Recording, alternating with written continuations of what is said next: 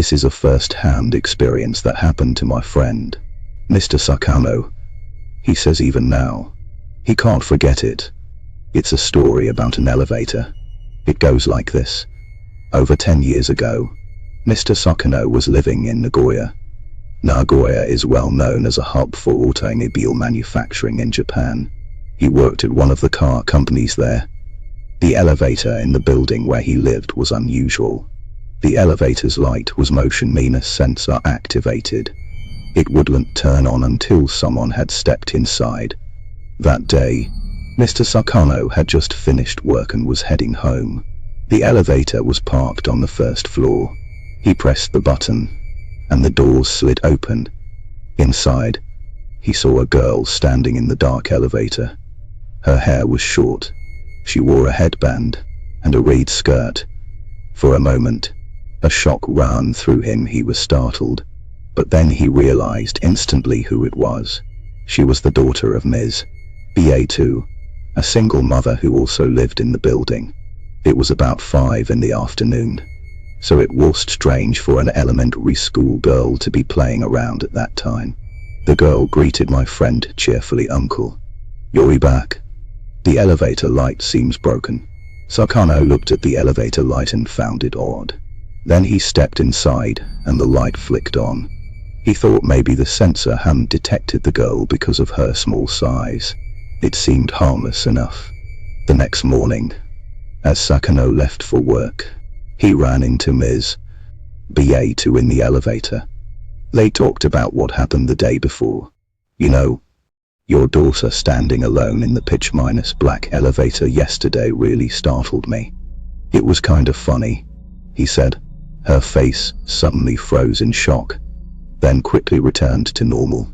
With a stiff smile, she replied, "You must be mistaken. I sent my daughter to a friend's place the day before yesterday. She's been there for several days now. I haven't brought her back yet." Sakano felt a chill creep through him after hearing that. Something was definitely off. It was hard to describe, but besides feeling eerie, he just knew something didn't add up. That afternoon, when Sakano returned home from work, the elevator doors opened, and there she was again, that little girl, inside the dark elevator. "Uncle, you're back," she said. The elevator light switched on as he stepped in. Sakano smiled back. "You're back too. It's almost dinner time. You should head home.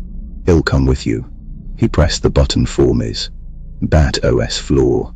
When the elevator stopped and he walked to her apartment door, just as he was about to ring the bell, he hesitated. The nameplate was missing. The mailbox was sealed shut. Normally, that meant no one was living there anymore. The place was probably being rented out. He turned back toward the elevator and saw the girl poking half her head out the doors to look at him. "What's going on?" he wondered aloud. Walking toward the elevator, he asked the girl, "Hey, did you guys move?" She ducked her head back inside without answering. Sakano reached the elevator, pressed the button, and the doors opened. But inside it was completely empty. His mind went blank. What on earth was happening? He rushed up the stairs and searched around, but there was no sign of anyone. The little girl had vanished. It was just too creepy. He hurried home. Ms. BA2 disappeared not long after. A few days later, one night when Sakano was home from work, the news flashed on the TV. They reported a child's body found by the nearby riverbank. Authorities estimated she had been dead for over a week. The news said Ms. BA2 and her partner had been arrested, suspected of insurance fraud. Hearing that, Sakano was stunned, his skin prickling. The little girl had seen she was alive. He'd even chatted with the murderer herself, Ms. BA2. But it got worse. In the days that followed, whenever Sakano got home around 5 in the evening, that little girl still stood inside the dark elevator. Maybe she didn't even realize she was already dead. I used to live in a 12-story building. My apartment was on the 8th floor. Because it was so high up, I hardly ever climbed the stairs. I guess anyone living on such high floors is the same. They rely on the elevator. Climbing all those stairs every day would be exhausting. But ever since a sudden incident happened long ago, ever since that sudden incident long ago, I've only ever taken the stairs, never the elevator. Here's how it went. Back when I was still a lazy college student, it was a day with no classes. I slept in until noon. When I finally got up, I decided to head out to the convenience store to grab something to eat. I stepped outside and walked to the elevator. At that time, the elevator was sitting on the very top floor, the 12th floor. It looked like someone was about to come down, so I pressed the button for the elevator to go down. When the doors slid open, there stood a middle-aged man I often ran into. I guessed he probably lived on the 12th floor. I nodded and greeted him, then stepped inside. I noticed the button for the first floor was already lit, so the elevator started to descend. It stopped on the 4th floor. A courier stepped in. We were the three going down to the first floor. Once the doors closed, the elevator kept moving down, then suddenly it jerked to a stop between the 2nd and 1st floors. That sudden halt shook the elevator just a little. We looked at each other, unsure what had happened. Was it a malfunction?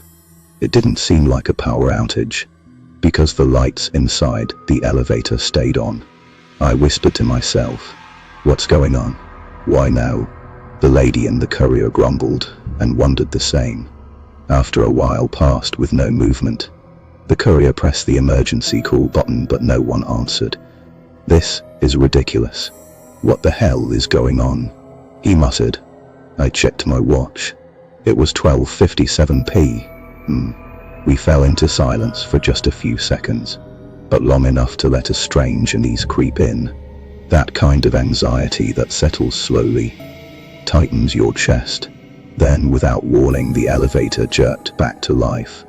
All three of us jumped at once. Oddly, though, the only lit button was for the 1st floor, but the elevator started moving up. It climbed past the 4th floor, the 5th, the 6th. We were all terrified. The courier shouted, "Hey, what the hell is this?"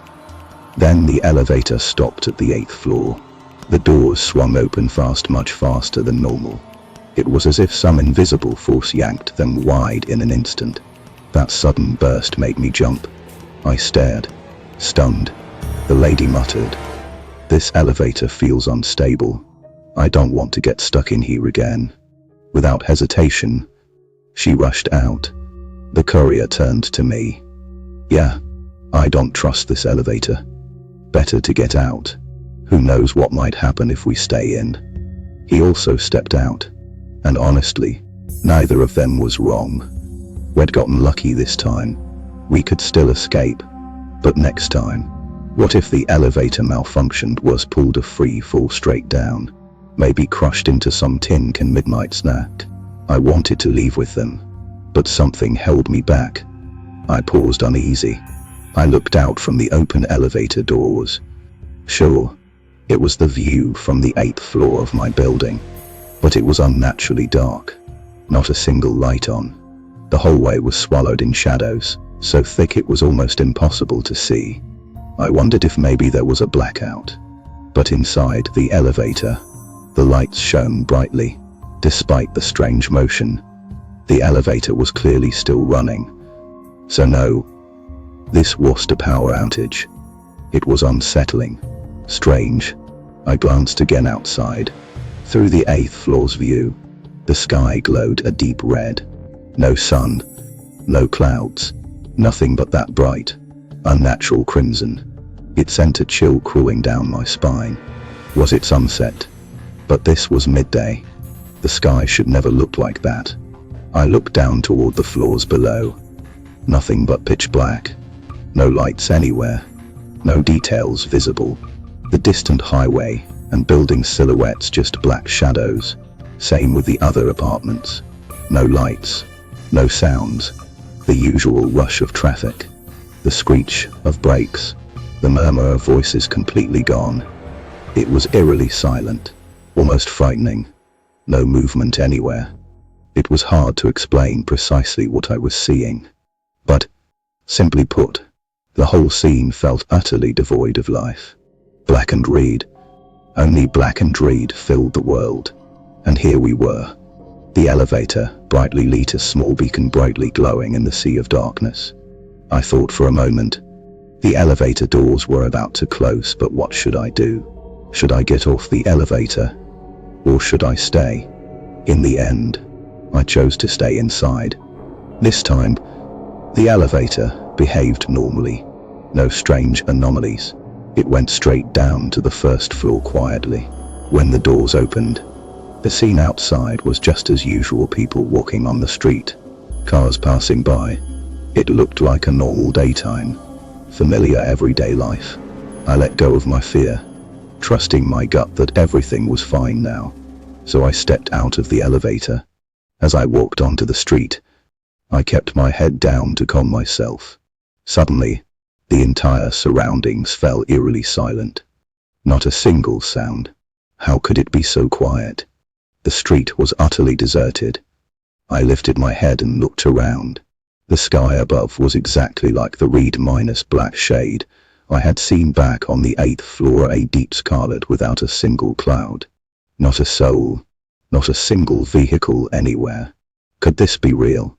As I stood there puzzled, I noticed a figure standing far away at the corner of the road. Because the light was too dark, I couldn't make out any details. Instinctively, I waved my hand and shouted, "Hey, excuse me," before I could finish my sentence. The figure started walking toward me.